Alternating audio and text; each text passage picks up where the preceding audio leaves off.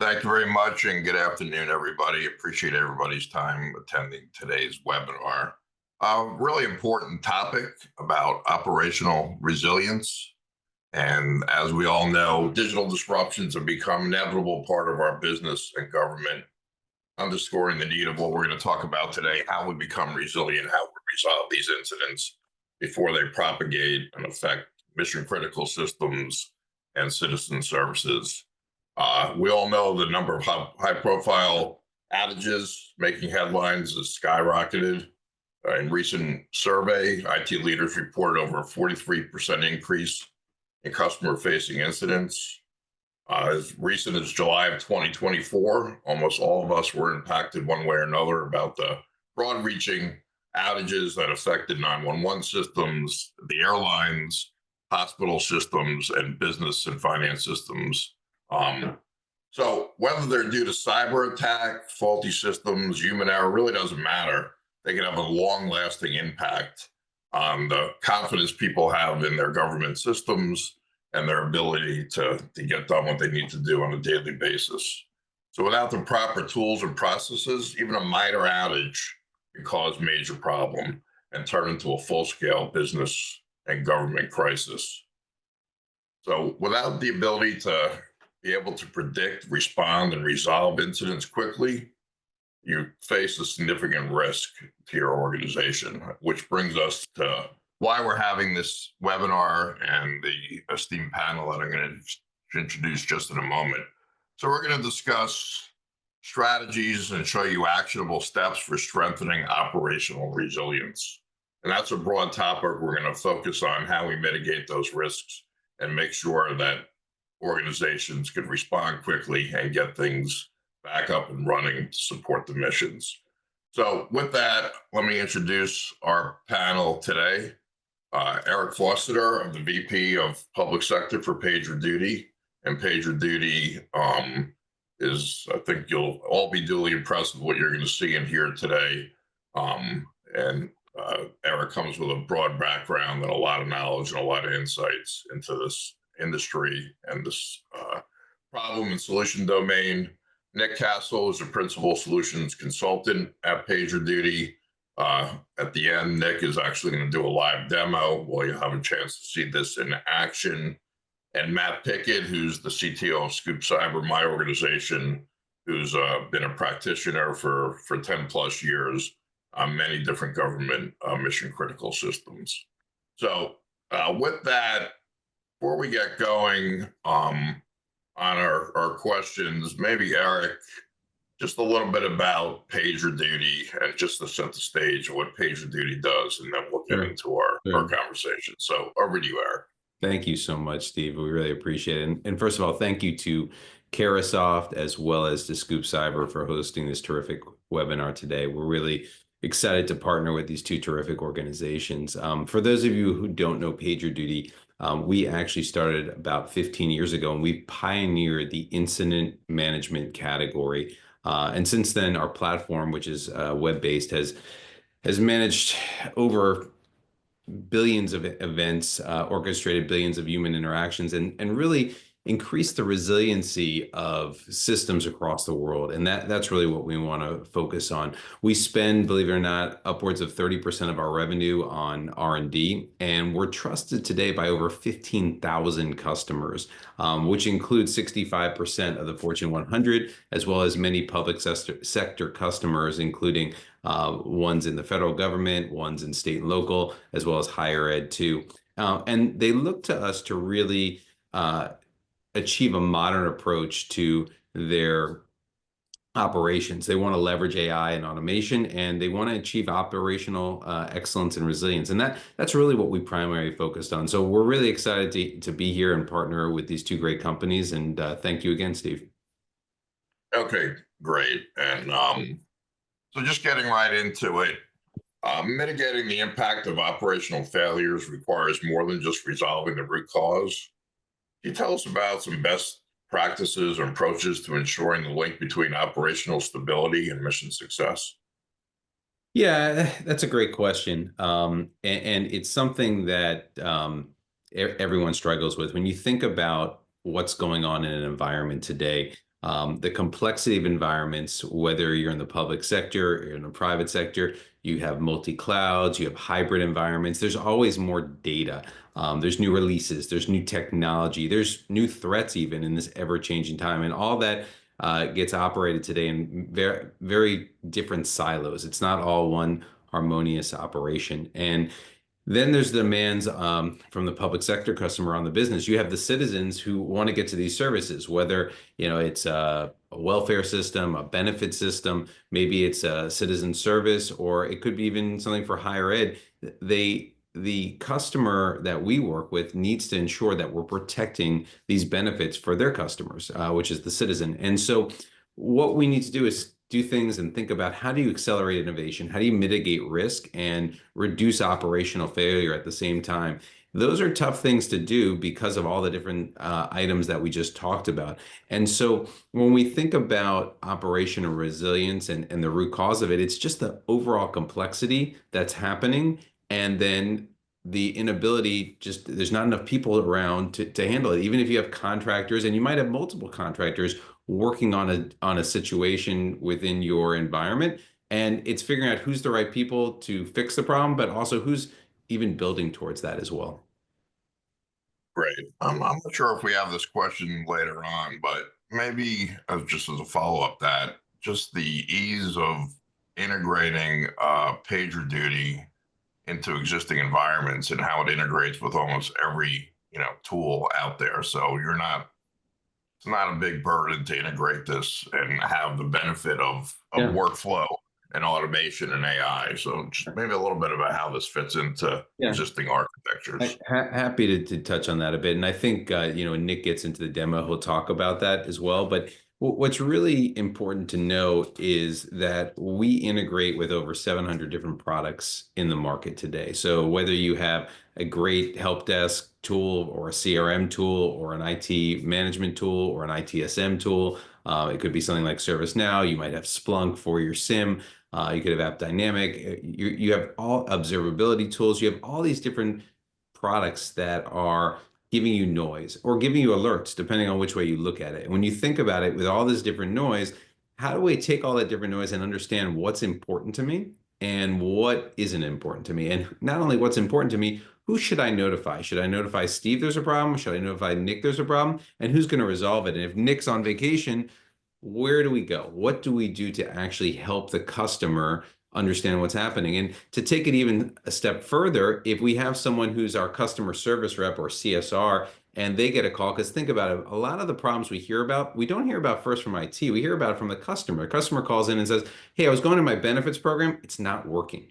Right? I can't get to my benefit. I can't get to my student portal. I can't get to this government site where I need to report my tax data, whatever it might be, or I can't get my benefit from the government. They call in, that CSR rep has to then say, hey, hey, IT, we can't get to what we need. Imagine being able to talk to the different environments and say, hey, CSR, we know there's a problem and Nick's working on it. And we've seen this problem before. Not only have we seen it, we believe we can fix it in the next 4 hours, and we'll give you an update on it. And here's a summary that you can talk to your customers about. And by the way, Steve, you're running the whole organization. And as the commissioner, it's giving you a summary or a dashboard that says, hey, this is yellow, but here's what we expect the resolution to be. And here's an executive summary of what's going on, what teams are involved. That power right there is really important, because you're not replacing anything in your environment today. You're actually enhancing what you're doing.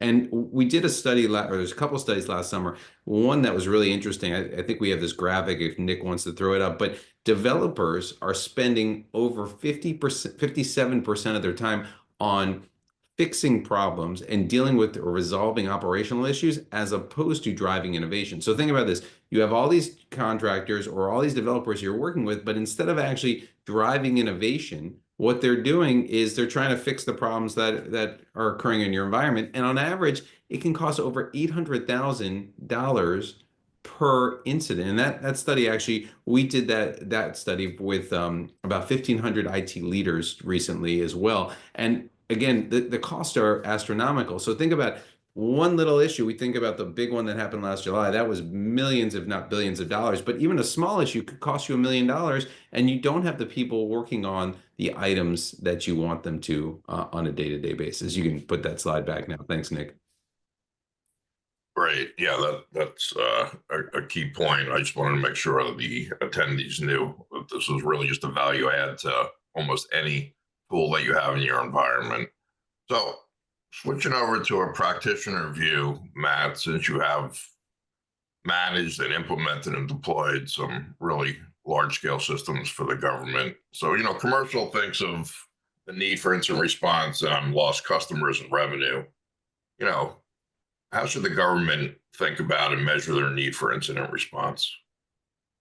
Well, I think incident response as a whole normally gets leveraged into SOC groups. And what happens is, since it's any SOC is stood up to be 24/7, sometimes with people in night shift, day shifts, things can slip under the radar. So I believe to meet these, mandates or different CISA compliance standards, having a tool solution to integrate all these tools as Eric kind of explained Splunk, AWS, Azure, ServiceNow, existing systems into one platform that can then give you real-time alerting, automated workflows, and compliance reporting is super beneficial and will help kind of adhere to these different mandates, compliance standards, and not only that, but also assist the end user in making sure that alerts and things being triggered aren't going under the radar or being unseen. So having that one-stop shop, as this whole thing of cybersecurity is getting huge. It's growing. You have EDRs, XDRs, SIEMs, SOARs, firewalls that are on-prem, in the cloud. So all these different alerts, being able to triangulate them into a one source, one-stop shop, really will help the end user, these different agencies, be able to pick up things that might actually, today go unnoticed. So I think that's like a huge, key player. PagerDuty is for this kind of being able to analyze workflows a lot better than what's currently being used day to day. And as Eric kind of explained, this is a tool that's being incorporated into large agencies, Fortune 100 companies. So a lot of these other orgs are already deploying it and seeing the value of PagerDuty with streamlining alerts and everything. Right. Eric, I'm going to come back to you. So, these complexities are ever increasing. What are some of the challenges that you're seeing organization, maybe some specific examples about this topic?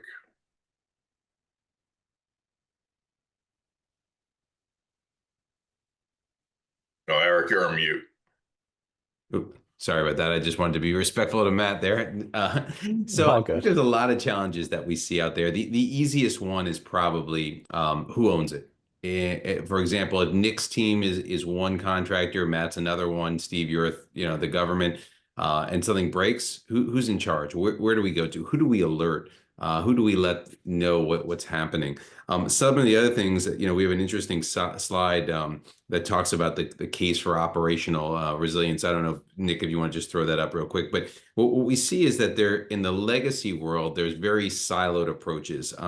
It's very reactive. There's a lot of tech debt that you see there, a lot of inefficient processes that are happening. And you really have a lot of excessive burnout. You can only throw so many people at the problem, and it becomes a risk for the mission. And really what we're trying to do is bring minutes back to the mission. When you think about how do you solve these things, you need to think about how you can bring minutes back into the mission, how you can bring more security into the mission, how you can bring safe and responsible AI into the mission and bring it at scale. And what happens is you might have one group that's developing a platform with Matt, and they're on the database side. You have another one who's developing applications with, let's just say, Nick, and they're on the application side. But they're so siloed that you're taking on extra tech debt. You don't know where the integrations are. And if something breaks, you don't know who is in charge or responsible for fixing it. And really what you want to get to is the part where you can automate. So when things go wrong, which inevitably they do in our world,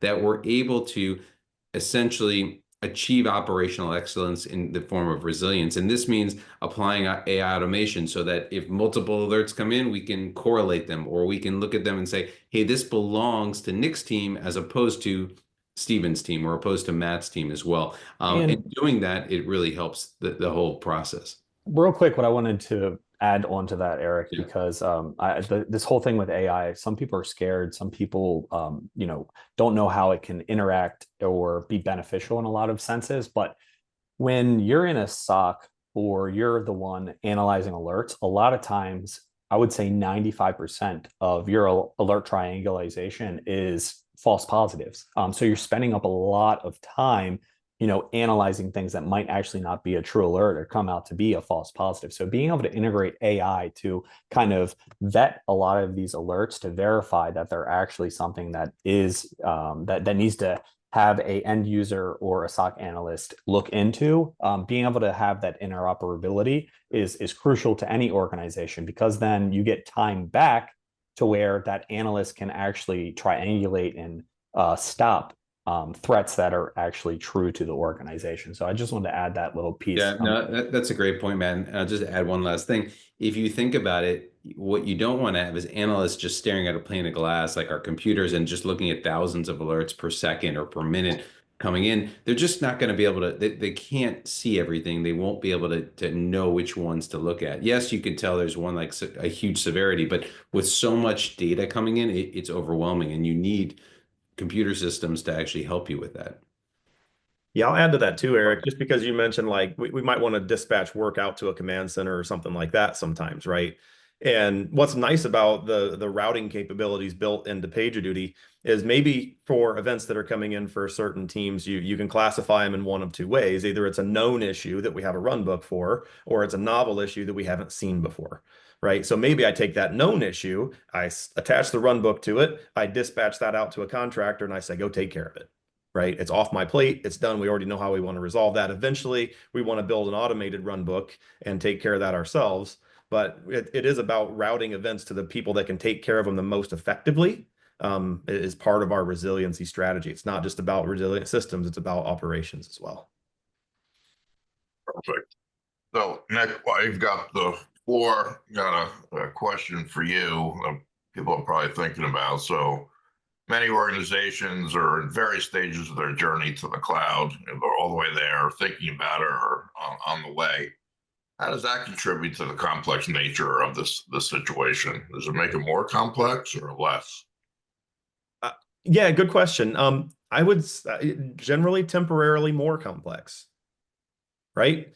But the reason why are we doing this? If we take that step back, why are we even embarking on this journey to begin with? It's because we want resilient systems on the output of it, right? We can support it better in cloud because the technology's there, it's well baked, the observability's there, it's well baked. PagerDuty is alongside of it, it's right there. We've got all of our run books and how we want to respond to things, kind of codified there in a system that exists off to the side. So yeah, it introduces some complexity as you're doing that transition phase. The promise of cloud is once it's there, it's a more resilient platform, right? Perfect. All right, back over to you, Eric. Sure. So let's talk about the public sector and what they're doing. How then do public sector customers transform their operations? Maybe give some case examples of maybe some customers are doing would be helpful. Yeah, absolutely. I think one of the things that we think about is how the customer is taking a modern AI first approach. And we have customers now that are using our AI ops capability and our PagerDuty, our core product capability to separate the signal from the noise. And that's really what you want to start with, because you have to do it across your organization, your infrastructure, and then you're applying it to global event orchestration. When you think about that, it's going to accelerate things like your triage time. It's going to drive faster resolutions to any of the problems that you have in your environment.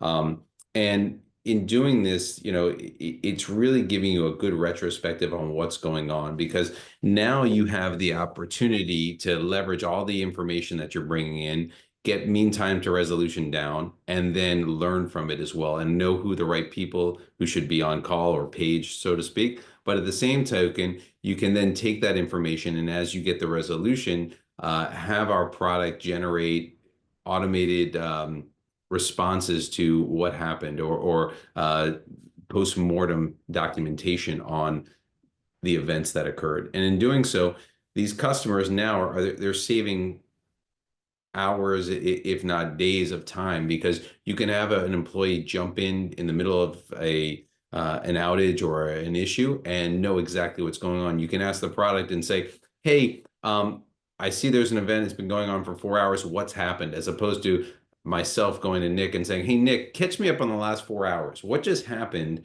And where are we right now? Have you tried this? Have you rebooted that? Like, where are we? And then at the end, having that post-mortem summary to say, this is what happened. So if it happens again, we know how to fix it faster, because sometimes the same outage happens and it's as simple as running a run book or rebooting a service or doing something like that. So our customers are taking a lot of advantage of those things. And the beauty is they're able to get the product up and running very quickly and see quick value for them, because they're able to install and integrate with, like we mentioned earlier, over 700 different core products that almost every customer that we're talking to on this webinar or just in general use. And when you think about that, it's really nice. You don't have to go out and create integrations and go build something. In fact, you just go and take your processes and mirror it to what should happen, as opposed to having to search through an Excel spreadsheet or a phone book to say, all right, who's in charge here? What's happening? That's what's solving their problems and giving minutes back to the mission.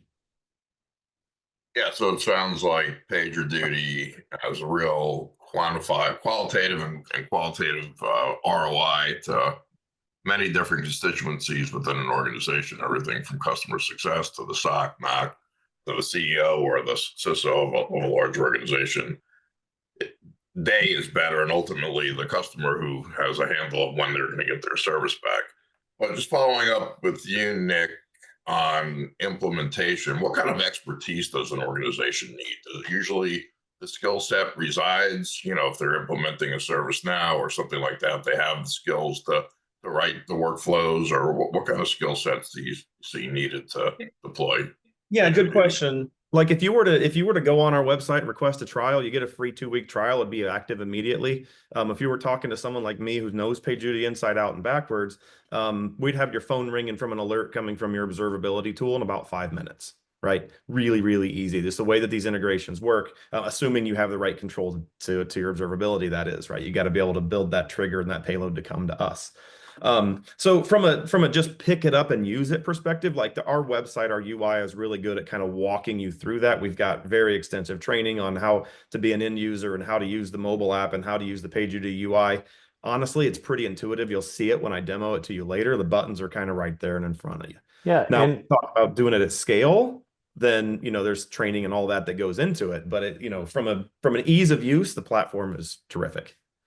And what else I like about PagerDuty is your guys' documentation is really good. So the integration library, if you just go to PagerDuty /integrations/integrations-library, you can see everything, every piece of technology that we can integrate with, or PagerDuty can. So analytics, API management, APM, automation, business operations, CI/CD changes, cloud, customer support, identity, error tracking, and the list goes on. But it's very easy, and it explains in depth how to integrate with each of these separate platforms. So something that I really wanted to just point out to everyone as well. And if you were to go to that integration library and what you have is not there, or you have a custom application, that's part of my job, is to make sure that we can integrate with that, right? We've been around long enough. We integrate, like I said, integrate with everybody. We've kind of set a standard that folks are really used to adhering to. It's like that logic is kind of baked into like the observability tooling going forward. So you'll see that as you evaluate technically. Yeah, and I think I'm correct in saying that PagerDuty provides no-cost trial. So anybody attending, you'll have the contact information. Anybody wants to do a trial, we're happy to support that. So you can kick the tires and see the benefit to your organization. Before we go over to the demo, though, a topic that always needs to be discussed when we're talking public sector is requirements, regulations, mandates. And let's just touch a little bit, Matt, on how PagerDuty could support a lot of the initiatives and compliance that the government and government workers and contractors are responsible for. And you're on mute. Thanks, Steve. So it can help in a lot of different areas, whether that's, stigging or trying to meet some of these different, different mandates like OMB, M2131 log management, zero trust, or CISA directives like BOD 2101, which is known exploited vulnerabilities. It can help in a lot of these different areas for alerting, triangulating, so real-time alerting, automation workflows, compliance reporting. So in all these different areas, it'll just ease the process whether you're deploying an ATO package, authority to operate, compiling all your frameworks for NIST 853 version 5, version 4 as well. It'll help you submit that package. So it'll let you know what's tracking, what's alerting in the environment. Is there, said vulnerabilities to help you with that yearly I think there's also 6 months, 3 months, depending on whatever your ATO package is. That's for the government side of the house.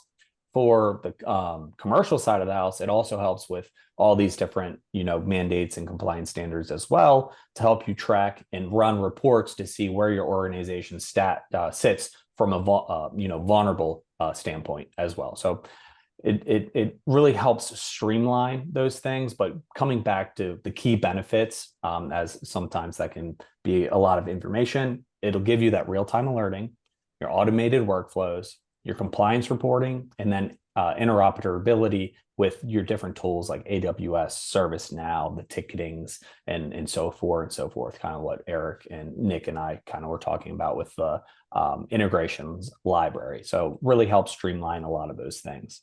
Don't forget Slack and Teams. Those are big too. Yeah, Slack and Teams. If I could just add one thing, think of it like the brain. It's kind of like your central nervous system up in the brain that's getting all the signals. If you went and touched something today and it's hot, your hand, it's like, oh, it's hot, but your brain's getting that information to go, okay, I got to move away from it. I don't want to burn myself. Or you're smelling something. It's all your sensories into one. And if you think about all the different products you have that you utilize today, they're giving you an overload of noise, and we're consolidating that down and telling you this is what you really care about. This is what matters. You shouldn't get rid of that other product. We need it, but you need to understand how to bring it all into one place and act as that central system or that central brain to understand what's happening, what matters right at this moment. Perfect. That's a perfect segue over to Nick. Let's take a look at PagerDuty in action. No better than to see it live. And Nick's gonna show some of the key points that we've been talking about. So over to you, Nick. Yeah, sure thing. So I mentioned earlier that like one of the cornerstones here with resilience is, yes, we build resilience into our platforms and into our technology, eliminate single points of failure. But what we're really about is planning for that unplanned work, right? Who are we going to need to know? Who are we going to need to notify when things happen? And we do this in a concept inside of PagerDuty, in a concept called services, right? Concept here is technical services. So, can break this up around applications, around specific pieces of technology, maybe command center, like I talked about before, known issues versus catch-all issues versus customer complaints, right? But all this stuff, all these signals coming in at the top level impact what we call business services. These are things that kind of everybody in your organization is going to know about. These are things that stakeholders are going to get notified about. And we can surface that information to them even here in a mobile application, right? Shoot, sorry. How do I get rid of the poll? Sorry, it's popping up for me too. 1 second. Okay, sorry about that. So I'll get back into the mobile application in a moment, but the idea here around the service directory is organizing that work around, these technology objects that we care about, right? So let me just jump into like one application that one team owns, in my case, the future platform engineering, right? So this is a team that's maybe they're migrating from a handful of data centers off to the cloud. They're moving this application called Odessa that does something really important internally. And now they've straddled kind of what we talked about before. Now they've got some data center footprint, they've got some cloud footprint. The observability works one way on premise, it works another way in the cloud. And that complexity is interesting, right? Because it's like, once this turns red because there's an incident for some reason, I need to know where to look. Is it a data center problem I need to mobilize and put boots on the ground, or is it a cloud thing and I need to bring in a cloud engineer, right? PagerDuty can help you do both. right? So the way that we address this is on, our list of services. If you kind of scroll through here, we see all our different services. We see the teams that own it. We see who's on call right now. And we see that these adhere to our corporate standards or our company standard, organizational standards, right? So we can say Cassandra in this case is not quite as ready to be as resilient as Odessa, right? We can learn from that over time, and we can say, how do I get to be a high performing team like the future platform engineering team up here that's managing Odessa? And how do I take those learnings and apply it to other applications that might not be quite as performant, right? We talked about post-incident reviews earlier. At PagerDuty, we actually use the term opportunity for post-incident reviews. It's an opportunity to learn. It's an opportunity to get better. Use a blameless culture, get better over time, introduce automation, stop calling people at 3 o'clock in the morning if I can just have a script that runs that'll fix that problem, right? So those are the sorts of things that we do as we organize our work here into services. But what I wanted to point out was with this particular service, everything's green, everybody's happy. We know the team that runs this, but when something does go sideways, we're planning for that unplanned work in a thing called escalation policies in PagerDuty. Right? So if I go into this specific escalation policy, and we can talk for 20 minutes about escalation policies, I don't have that much time. But if anybody wants to double click on this, we will. And just like anything that I show you, we will. But for this specific escalation policy, PagerDuty is now codified to say, how do I want to respond when Odessa is broken? How I'm going to do it is I'm going to call an on-call schedule first. And our scheduling is actually very comprehensive, right? We can build very simple schedules that say, I want to rotate the resource once a week. We can build very complicated schedules that say, hey, we have a follow the sun support model. So we want to do 8 hours. We want to change the on-call resource every 8 hours. But the point is, I'm going to call the primary schedule first. I'm going to wait 10 minutes. If I don't get an answer, I don't get acknowledgement from this, I'm going to go to level 2, where I'm going to bounce between these two schedules, back and forth and around robin way. Wait another 15 minutes before I call the manager, and then maybe dispatch that down to the command center and cast a wider net, right? So this is all about us inside of PagerDuty saying, how do we want to respond when this specific application is broken? And by the way, it doesn't have to be from a signal from observability. It could be, again, a customer calls in and we receive a complaint. We assign the ticket to the Odessa team, even from somewhere like ServiceNow, and this whole process gets invoked. Okay. So we talked about services, business services plus technical services. That's the what we support. The escalation policies, the on-call schedules is how we support it. Okay. Now, I think it's probably prudent for me to show you. When we talk about how are we going to get a hold of Nick when he's needed during incident response, I will point this out. I'll put my phone number out there to the world. Call me and text me anytime. So I'll put my contact info into PagerDuty. How are we going to get a hold of this individual user, right? Phone calls, text messages, emails, mobile application push notifications, Slack DMs, and Microsoft Teams DMs coming very soon. Okay, so that's how we could get a hold of Nick. Now let's say the notification rules for how are we going to use that contact information. And I've made mine comically loud for when the high urgency incidents come. Hopefully these are few and far between. If I'm getting a high urgency incident assigned to me every day at 12 a.m., I'm probably going to have a conversation with my manager. PagerDuty is going to let my manager know that before I have that conversation. We're going to give you a burnout warning, right? We're hammering these people too hard. Let's figure out what Nick knows and put that into the platform. Right? Why are we keep calling this individual resource? Let's figure out why and bring that, shift that left, like bring his knowledge to the left and democratize it, right? So I have it programmed, high urgency incident, call me every 3 minutes for 20 minutes. That's ridiculous. Hopefully we don't need to get to this point. But that's how it would work. I'm gonna pause there for commentary from the panel here or any questions that might be in chat that I'm not looking at the moment. And to get a drink because my voice is raspy. So is there typically a PagerDuty administrator? I mean, so it's usually a SME assigned to manage PagerDuty? So really good question, Steve. So there is a concept of an administrative part of PagerDuty, like for global things like how do I hook to SSO, right? For really high level organizational things that an admin would have to do. But really, we democratize the daily care and feeding of PagerDuty, like who is on call, how do we set up those escalation policies, how do we set up our service architecture. We push an autonomy down to the teams that are supporting the technology. And that's by design. Those teams are the closest to that technology. They know it Yep. better than anybody else. That's why we call them. So we're going to give them the power to kind of manage those objects in the way that they both see fit. Obviously, we'll measure that, track it over time, compare it to other teams, and identify areas of improvement. But that's the goal, is to democratize that down to the folks that are supporting the tech. Thanks for clarifying that. Yeah, absolutely. So talked about like the administrative side, the conceptual side of PagerDuty. So we can get more into the fun stuff about like, how do I actually respond to an incident? What's it look like to be a PagerDuty operator? Okay, and to do that, I just have a quick little widget here that I run that simulates an alert storm. And you might even hear my phone. I'm getting a push notification right here because I happen to be the on-call resource. So this is what it would look like, you know, to me as an on-call responder. As I were to open an incident that's assigned to me, I'm like, oh shoot, I'm at second 0 at this. I fired that in, what, 15 seconds ago?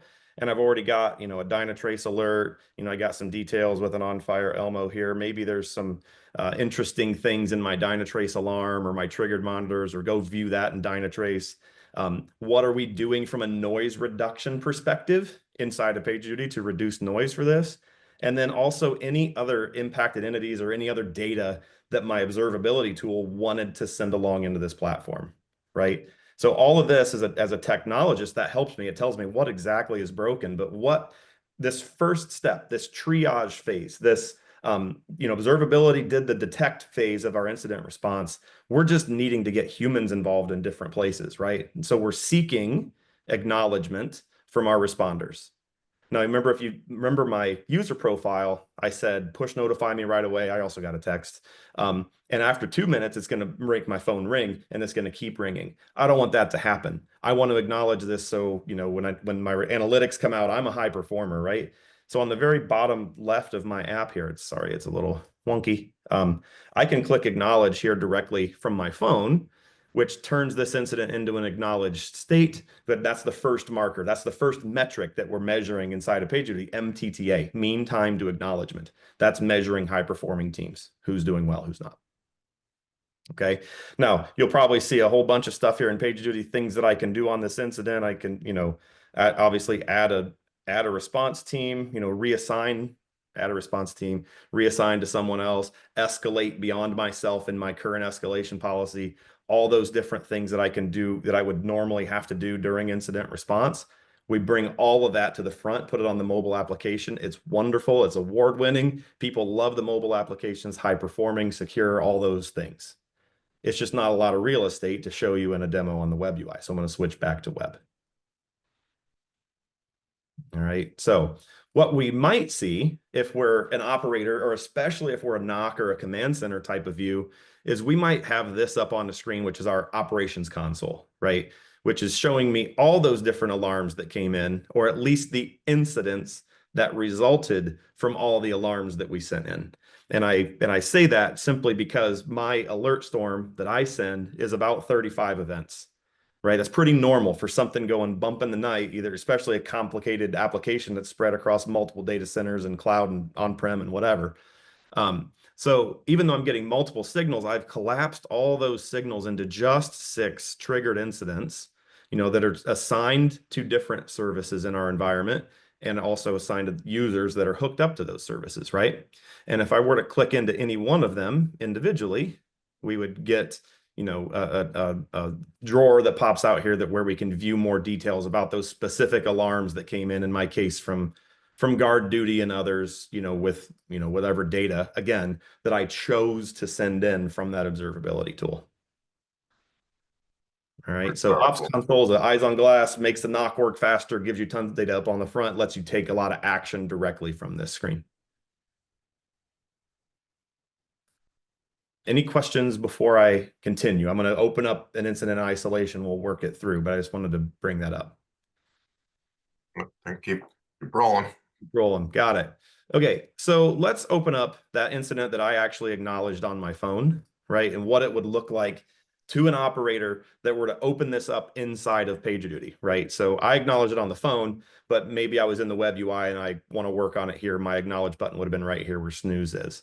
So we see it's in an acknowledged state, been going on for about 4 minutes. We see my impacted service. But one thing that we also see right away, that this is nature of integration. PagerDuty did this without any intervention, was it went ahead and created the corresponding ServiceNow incident, a corresponding Jira issue, and a dedicated Slack channel, maybe because the priority is high enough to warrant that.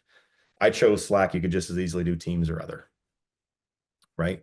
So we've got all of those things that were happening. Maybe I want to create a Microsoft Teams meeting for this incident because if it's more than just me working on this incident and I have to build a team to go work on this, we would probably need a conference bridge to work from. So we can also do that from here as well. Okay. And from triage information, we briefly touched on event-driven automation. And me, Nick, I've seen this incident like 4 times this year. And so after the 3rd time I saw it, I said, you know what? Every time I see this incident, I have to go fetch this log from Sumo or from Splunk or whatever. And so I'm just going to build my log query into an automation that runs. So I'm having failed customer logins. I'm here to fix the failed customer logins. The first thing I want to go see is what are the logs telling me about failed customer logins, right? And if I, were to read these logs, I would see stuff like, oh, I have an error attaching to the auth database. Maybe that points me somewhere to go, bringing minutes back to my mission because it tells me auth database, go there first, right? So it's no longer having to bounce around and ping stuff and VPN into things and go into different systems and, oh, shoot, I misplaced my PIM file, so I can't SSH in over there. No, let's build that into a platform, tie it to an event, log that we ran it, help me get through to my resolution quicker. Okay. So other things around triage phase is, tell me what changed. I support this application. What changes have we pushed to here lately, whether I did it or someone else did it? At least we know about that change in PagerDuty. That also can help me come across that information faster, right? The noise reduction capability in PagerDuty. We're doing alert grouping. So I'm not getting a separate page for each alert that comes in. We know the application's broken. We know the type of alerts that belong together because PagerDuty is analyzing those human actions all the time to see how we're responding to things. And it's the same data that was present to me on the mobile phone. I get it here in the web UI as well. Jump over and deny a trace. Remember, that was what told us about this to begin with. Okay. Also, I wanted to point out, we talk about service dependencies. That was the first thing I talked about was services, how we have business services, how we have technical services, how they work together to support, top level business applications. Well, if it's helpful for me as a responder, I can actually view that during incident response. So it'll filter this service graph view into my specific service, which happens to be something that evidently supports a lot of our business, right? Look how broad this scope, this impact is. This is a pretty wide fan in my case, because I'm running the authentication service. It's a very important cornerstone thing to what we do. But it's good to know that on the jump, okay? So, we've got an issue. Let me go back. No, maybe it'll let me. Here we go. So now that I know I've got auth database errors, I'm impacting a lot of things. I'm going to bump the priority of this. This is bad news. This is a P1. I'm starting to sweat a little bit, maybe, it's middle of the night or whatever. But PagerDuty is smart enough that when I declare a P1, we can automatically kick off incident workflows that'll bring in other people for me. And I might have turned this off because I just broke my incident workflow. I did. Okay. So things are like we can run these incident workflows, which are predefined actions for what we want to do under certain conditions, right? So I ran this, I attempted to run this P1 workflow where what it would do was create my conference bridge for me. What it would do would, on the status updates tab is it would say, here's my impacted business services. It would add a group of subscribers. Maybe there's a dozen stakeholders that care about this. Maybe there's 500 stakeholders that care about this thing that I'm working on. PagerDuty can do those, bring those subscribers in for you automatically, conditionally, and let them know, that something's going on. We can also use PagerDuty to build these status updates. Like, okay, we're investigating this incident. Let's go ahead and push this status update out. I'll just show you what it looks like here. I can build those templates into PagerDuty so that I can quickly send out status updates so my stakeholders stay informed. That way Eric's not calling me and saying, hey, Nick, what's going on? At least Eric is now going to know, oh, I see Nick's working on something, right? It's a better, it's better for the business or better for the organization to know that at least our response has happened. We've got an estimate for what, when things are going to be restored. And the same thing, all of that information would populate down to these status dashboards that folks might be caring about. Remember, I've got authentication, so it's impacting everything. That's a little bit rare, but in my case, it's true. So all of these different things are impacted, but here's our latest update. And Nick, I think you touched on this, but one of the big things when you look at this is how are we reducing the noise? And again, Nick's view, you're seeing almost everything, but how are we bringing in information from disparate sources and at the same time saving just time and bringing minutes back to the mission, as Nick alluded to, because he's able to then focus on what really matters as opposed to scanning through thousands of alerts or incidents and trying to figure out what's really happening and how do we fix it. Yeah, exactly. Good point, Eric. So yeah, and to that point, like I don't care about the source from PagerDuty. Like we're agnostic as far as what monitoring tool you prefer. Maybe you've built your own, maybe you have, some sort of alert aggregation system in place.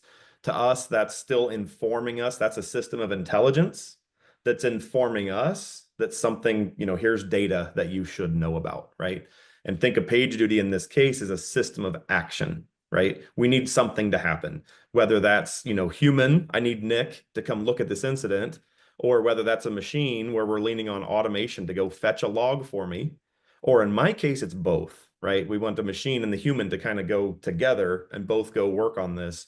All we care about is getting website authentication back online, right? And to that point, we could have other actions in here codified into PagerDuty. We will recommend actions, right? We did the fetch of the lines of the log, but maybe it's, maybe we should go gather disk stats, or maybe we just go roll back that most recent change, right? So we can build those action buttons into PagerDuty to let those first operators take a safe action that we've already, we've blessed this action, we've built it, we've offered it up to them to say, here's some recommended actions you can do to take care of this 11-minute incident. Okay, I want to pause there just because I think we're right at the demo time, but I can go further if anybody has any other questions on that. I think that gives us a great overview of the power of PagerDuty. I know the customers we support can't believe it was life before PagerDuty because it's less than organized chaos without it. So, as you said, Eric, the brain bringing all these inputs together in systems to take action, prescriptive action is just so powerful. So it's an extremely powerful tool to bring into an organization to automate these processes. So with that, I think we'll start to wrap up and see if there's any questions from the audience, but maybe I'll just turn it back to you, Eric, real quick, and maybe just in a minute or so, to just highlight, you think, what we talked about, and then we can get into some of the audience questions. Yeah, I think that'd be great. Well, first of all, thank you again, to Carasoft, to Scoop Cyber for hosting this webinar. I think it's top of mind right now for all public sector organizations, whether you're a government entity, your education, your nonprofit. You're trying to figure out, how am I going to do more with less?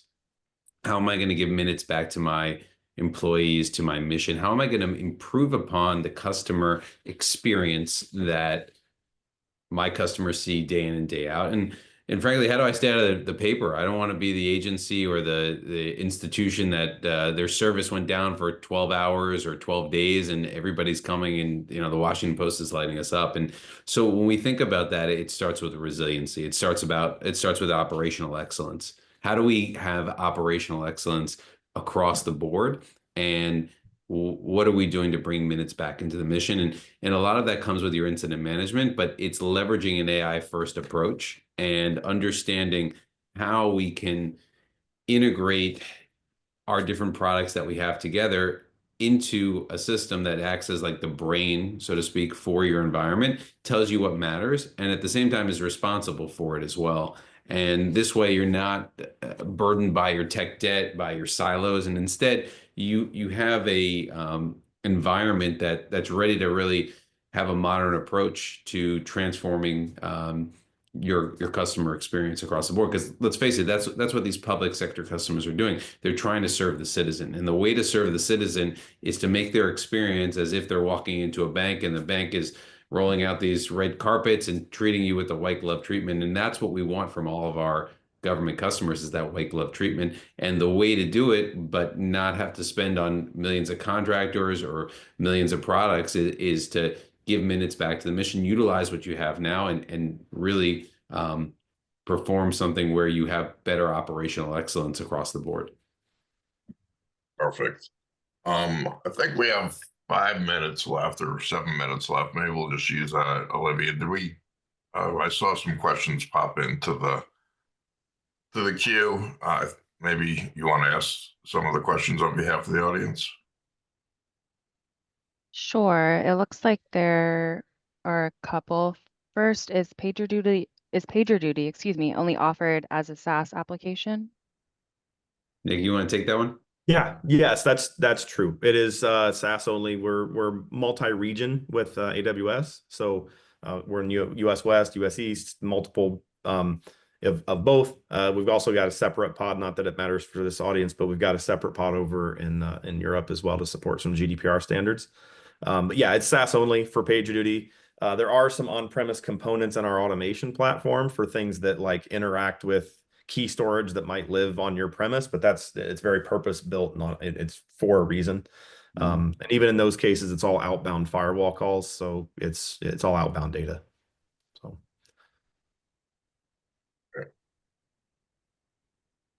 Perfect. And then what is the pricing model?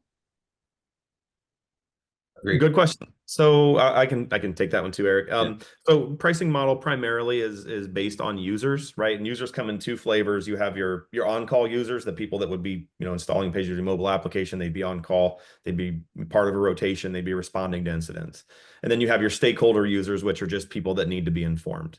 Right, so it's a per user license model. If you subscribe to our AI Ops, which is all about event management, which I really didn't touch on deeply today, on the event ingestion piece of PagerDuty, just because it's a deep topic. It's very powerful.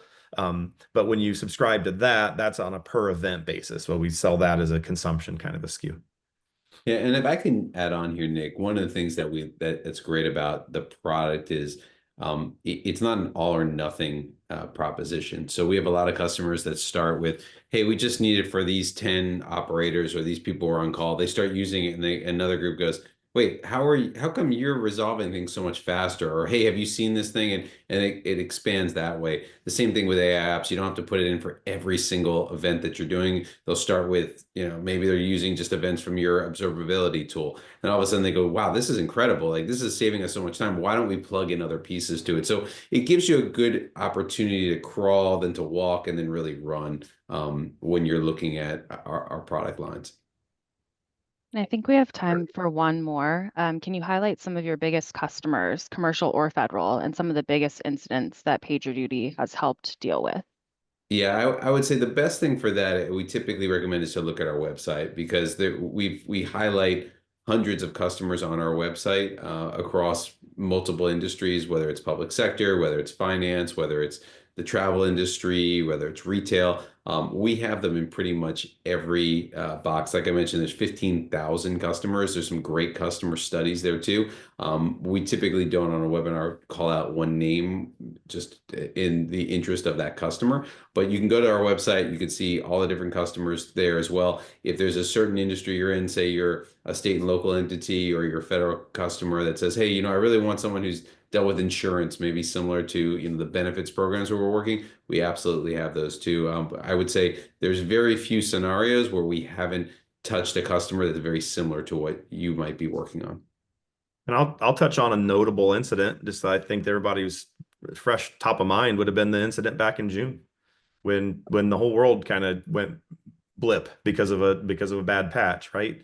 And we saw PagerDuty. We saw it in all of our monitoring and observability. But we're built for resilience, right? So this worked for us. But our count went way up because all these things going on. Our platform didn't blink. Like we were up when people were down, and that's what we were proud of that. That's what we're designed to do, and that was a perfect example of that happening. So, Right. All right. Looks like we're just about at the hour, so I certainly want to thank Carousel for co-hosting with us, PagerDuty for participating, Matt, of course, for your insights. Lots of information on the PagerDuty website. Carousel will be reaching out to everybody with additional information. And as we mentioned, doing a trial with PagerDuty is quick and easy and no cost, and we're all here to support. And it's a complex world, and PagerDuty alleviates a lot of pain. So I encourage everybody to take a close look. So with that, we'll conclude. Have a good rest of the day, and thanks all.